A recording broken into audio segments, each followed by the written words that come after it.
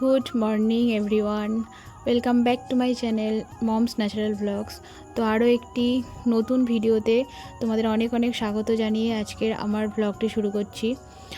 তো সকাল সকাল কাজের শুরু হয়ে গেছে, বাড়ির কাজ, বাড়ির বউদের কাজ। তো ভিডিওটা অবশ্যই শেষ পর্যন্ত দেখতে থাকো, তা নাহলে তোমরা অনেক কিছু মিস করবে। তো দেখতে থাকো, আর কেমন লাগছে আমার ব্লগগুলি অবশ্যই জানিও। তো দেখো, প্রথমেই তোমাদেরকে একটা কথা বলে রাখি, আজকে একটু তোমাদের শুনতে অসুবিধা হতে পারে, তার কারণ পাশে এক জায়গায় হরিনাম হচ্ছে। তো সেখানের আওয়াজটা হয়তো আমার ভয়েসে উঠে আসতে পারে। তো যাই হোক, একটুখানি ম্যানেজ করে নিও।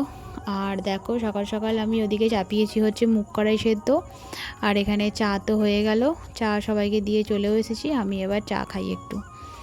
তো মুগ কড়াই অনেকগুলো সিটি মারতে হয়, তো সিটিগুলো মারা হয়ে গেলেই আর চাটা তাড়াতাড়ি করে খেয়েই আমি উপরে যাবো। তার কারণ বাবু উপরে একা আছে, আর ও উপরে একা থাকলে আমার কি চিন্তা বলো তো, উঠে না, ও কাউকে ডাকে না, চুপ করে শুয়ে থাকবে, কাঁদবেও না, কিছু না। আগে যদিও বা কাঁদতো, এখন আর সেটাও করে না, তো একা একাই চুপ করে শুয়ে থাকে। হ্যাঁ, একটা চিন্তা নেই, কি বলো তো, ও কোনোদিনও খাট থেকে নামতে চায় না, এইটা একটা চিন্তা থেকে মুক্ত থাকি আমি ওকে শুয়ে। তার জন্যই ভাবি কত তাড়াতাড়ি করে এখানের কাজগুলো কমপ্লিট করে উপরে আমি যেতে পারবো। তো কালকে রাত্রিরে অনেকটাও জেগেছিল, মানে খালি উঠে পড়ছিল, ঘুমায়নি।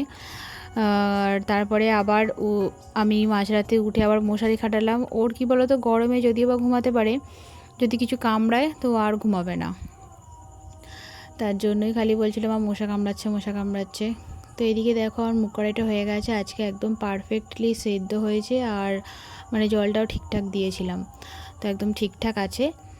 আর তো চলো, এটাকে আমি ঢেলে ফেলি, তারপরে ওর বাবাকে খেতে দিয়ে দেবো।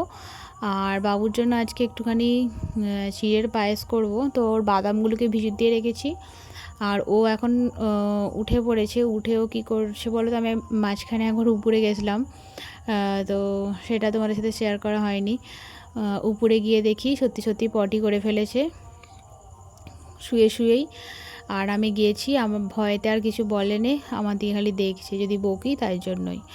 তো এসে আবার ওকে সব পরিষ্কার করে দিয়ে কাঁথা ফাতা কেচে আমি এখন ওকে জল ফল খাইয়ে ফ্রেশ করে দিয়েছি। ও একবার ওর মেজদাদুর সাথে দোকানে গেল, বললো ওর মেজদাদু দোকানে যাচ্ছিলো বলে ওর সাথে গেল। তো চলো, আমার আপাতত এখন গ্যাসের কাজ শেষ, জানলাটা খুলে দিই। তার কারণ কি বলো তো, গ্যাস জ্বললে তো জানলা খুলতে পারি না, এত হাওয়া আসে, গ্যাসটা জ্বলতেই চায় না, তার জন্যই। কিন্তু এই জানলাটা দিয়ে সকালবেলা প্রচুর পরিমাণে রোদ আর আলো আসে, আর বেশ ভালো লাগে। কিন্তু ওই হাওয়ার জ্বালায় আমি বুঝতেই পারছো কী পরিমাণে হাওয়া দিচ্ছে আজকে সকাল থেকে, হাওয়ার জ্বালায় আমি জানলা খুলতে পারি না। তারপরে রান্না টান্না হয়ে গেলে গেছে, তারপরে সঙ্গে সঙ্গে জানালাগুলো খুলে দিই। তো উপরে চলে এসেছি কাচাকুচিগুলো নিয়ে, যেগুলো সব কেচেছিলাম, কাঁথা ফাতা, তারপরে ওর বাবার জামা প্যান্ট ছিল কিছু, তো কেচে উপরে নিয়ে চলে এসেছি শুকুর দিতে। আর শুকুর দিয়ে আবার নিচে চলে যেতে হবে, তার কারণ বাবুর এখনও খাবার তৈরি হয়নি। কি বলো তো, আমি একবারে চেষ্টা করি উপরে উঠলে উপরের কাজগুলোকে কমপ্লিট করে তারপর নিচে নামতে, 14 বার ধরো ওঠা নামার একদম ভালো লাগে না। তো এইদিকে দেখো, আজকে দুটো আমন্ডস ভিজিয়ে দিয়েছি, আর একটা হচ্ছে আখরোটের অর্ধেকটা দিয়েছি। আসলে যখন ওখানে গেছিলাম, আমার কাকিমা দিয়েছিল বাবুকে খেতে, আর কিন্তু ও তো কদিন সেই ওখানে গিয়ে তখন শরীর খারাপ ছিল, খেতেই পারেনি। আর একদম এখানে এসে একদিন দিয়েছিলাম, তো খায়নি, ওটাকে চিপে চিপে ফেলে দিয়েছিল। তাই ভাবলাম আজকে আমন্ডের সাথে আখরোটটাও গ্রেট করে পায়েসে দিয়ে দেবো। তো চলো, আমার মোটামুটি হয়ে গেছে, চিড়েগুলো দিয়েও দিয়েছি। আজকে মনে হচ্ছে অনেকটা হয়ে গেল, এতটা হয়তো খেতে পারবে না ও। তো যাই হোক, মোটামুটি খেয়ে নিয়েছিল, লাস্টে 2 চামচ খালি বাকি ছিল, ওকে খাইয়ে টাইয়ে আমি উপরে ঘর ঝাঁট দিতে এসেছি। তো এখন বাজে হচ্ছে প্রায় 9টা, আমার জোর খিদে পেয়ে গেছে, কিন্তু উপরের বাসি ঘরটা ঝাড় না দিয়ে দিলে আমার মনে হয় না যে মানে খেতে ইচ্ছাই করে না।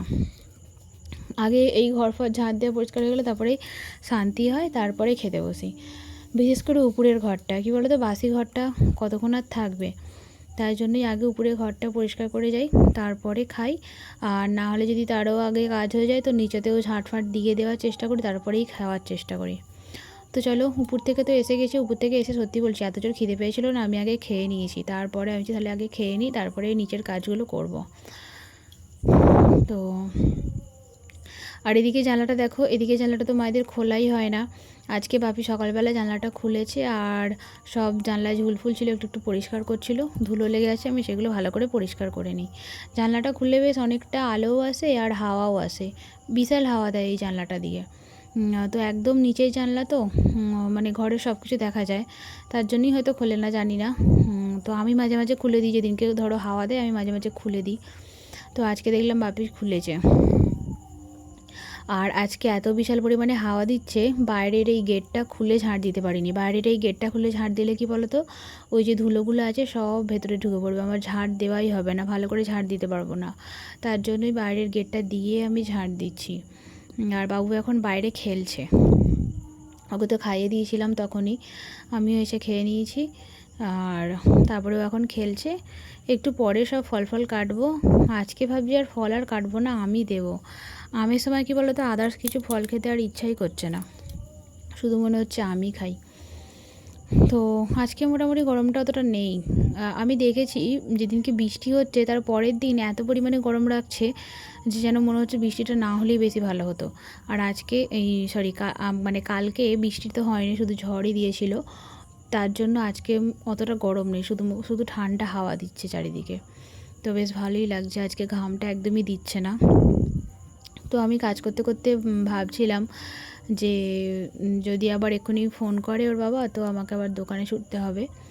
তো সেই হিসেবেই রোজের আমি প্রস্তুত থাকি যে কখন ডাকবে। খালি খাওয়াটা হয়ে গেলেই হলো, বাকি সব কাজ ফেলে রেখে যাওয়া যাবে, কিন্তু না খেয়ে আমি কিছু করতে পারি না। আমি আগেও বলেছি তোমাদের, তো মানে না খেয়ে কিছু হবে না আমার দ্বারায়। ধরো আমি এক একজনকে দেখেছি যে খাওয়া দাওয়া না করেও বাড়ির কাজ করছে, তো করেই যাচ্ছে, আমার দ্বারা ওসব হবে না, আগে খাওয়া তারপর কাজ। তো ঘর মুছতে বসেছিলাম, তো ঘর মুছতে মুছতে মনে পড়ে গেল যে আজকে তো শ্যাম্পু করবো ভেবেছি, তাই জন্য অনেক দিন কন্ডিশনারটা মাখা হয়নি, তাই একটুখানি চুলে কন্ডিশনারটা লাগিয়ে নিচ্ছি। এমনি যে চুলটা ছিঁড়ি হয়েছে না, উঠে উঠে পুরো একদম ড্রাই হয়ে গেছে, বাজে হয়ে গেছে চুলটা, নিয়ে বেরোনোর মতন নয় বাইরে। তো যাই হোক, কন্ডিশনারটা একটুখানি লাগিয়ে নিলাম। মা বলো, ভাত বাড়বো তো শোনা, দেখেছো বই নিয়ে পড়ছিল, যে আমি ক্যামেরাটা ধরেছি উনি কান্না শুরু হয়ে গেল। তো চলো, বসে আছে, আমি ভাতটা বেড়ে নিই। তো আজকে দেখো রান্না হয়েছে, পাট শাক ভাজা হয়েছে, কুমড়ো ভাজা হয়েছে, বেগুন ভাজা হয়েছে, তারপর ওদিকে তরকারি হয়েছে, বটবটি করার তরকারি, আর এদিকে হচ্ছে ডাল। তো চলো ভাত বেড়ে নিই। এই যে ভাত বাড়া হয়ে গেছে, বাপির আর ওর ভাত বেড়েছি, দুজনকে ভাত দিয়ে দেবো। বাবু তো দেখলেই বসে বসে পড়াশোনা করছিল, কিন্তু এবার ভাত খায় বলে কাঁদছে, তার জন্যই চলো ভাত দিয়ে দিই ওদের। তো দেখো অনেকদিন পর গাছে ফুল ফুটেছিল, কটা তুলে নিয়ে এলাম, আমার এই ছোট্টুরি ফুলদানিতে রেখে দিয়েছি। কেমন লাগছে বলো তো। তো চলো, সন্ধে হয়ে গেছে প্রায়, বাবুকে খাবার তৈরি করে খাইয়ে দিই। আর হ্যাঁ, গুড ইভিনিং। তো আজকে সন্ধেবেলা বাবু বিকেলবেলা উঠে একটা কেক খেয়েছিল, তো সন্ধেবেলা ভেবেছিলাম আজ ম্যাগি করে দেবো, কিন্তু যেহেতু কেকটা খেয়েছিল, ম্যাগিটা আছে সবটা খেতেও পারবে না, তাই জন্য আর করিনি, ফালতু নষ্ট করবে। তাই ভাবছি কী খাওয়াবো, ভাবছি যদি মুড়ি মাখি তো ওকে এক ডালা দুডালা দেবো, ওটাই ওর হয়ে যাবে, আজকে আর বেশি কিছু খেতে পারবে না। কেকটা পুরোটা খেয়েছিল, কেকের প্যাকেট।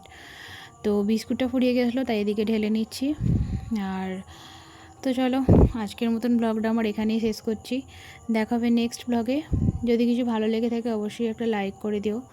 সারাদিনের কাজ দেখাতে দেখাতে না কখন সকাল থেকে সন্ধে হয়ে যায় সত্যিই বুঝতে পারি না।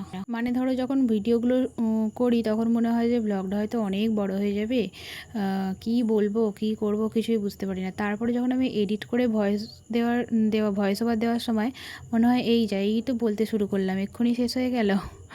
তো যাই হোক, রোজ রোজই তোমাদের সাথে কথা বলতে খুবই ভালো লাগে, নিজের মনের কথাগুলো শেয়ার করতে পারি। তো ঠিক আছে, আবার নেক্সট ব্লগে তোমাদের সাথে দেখা হচ্ছে। আজকের মতন টাটা, বাই বাই।